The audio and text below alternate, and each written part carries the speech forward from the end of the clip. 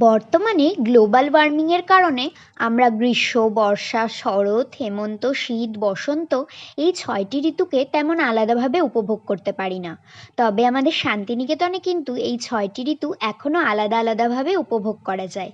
এই যেমন আমাদের শান্তিনিকেতনের বাতাসে এখন মিশে রয়েছে একটা বসন্তের এসেন্স।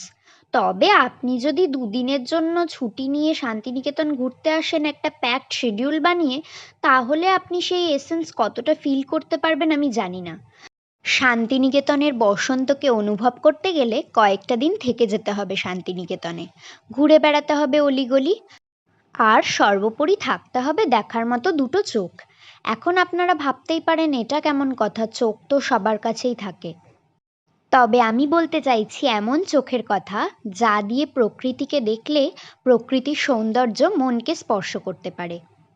রাস্তা দিয়ে কত মানুষই তো হেঁটে যায়, কিন্তু রাস্তার পাশে কোনো গাছে ফুটে থাকা ফুল দেখে দুদণ্ড দাঁড়িয়ে তা অ্যাপ্রিসিয়েট করতে পারে কতজন বলুন তো? মানছি সবার ইন্টারেস্ট সেম নয়, কিন্তু ফুল তো পৃথিবীর সবচেয়ে সুন্দর জিনিস, তাকে যদি অ্যাপ্রিসিয়েট না করতে পারি।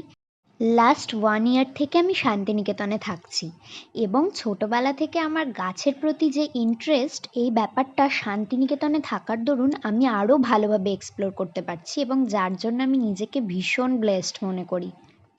এখানে থাকি বলে বাড়িয়ে বলছি এটা কিন্তু একদম ভেবো না। সত্যি করেই শান্তিনিকেতনে হিউজ ভ্যারাইটির গাছের কালেকশন রয়েছে। ফর এক্সাম্পল, আমি যদি এই কাগজ ফুলের কথাই বলি, তোমরা শান্তিনিকেতনের রাস্তায় যত ভ্যারাইটির কাগজ ফুল দেখতে পাবে, তা বড় বড় কোনো নার্সারিও তোমাকে প্রোভাইড করতে পারবে না। আর শুধু কিন্তু পুরুলিয়া নয়, শান্তিনিকেতনেও রয়েছে প্রচুর পলাশ, সেই ভিডিও আসছে আমার চ্যানেলে। আমার চ্যানেলটাকে সাবস্ক্রাইব করে রাখো পরবর্তী ভিডিওগুলোর জন্য। আজকে আসছি, টাটা।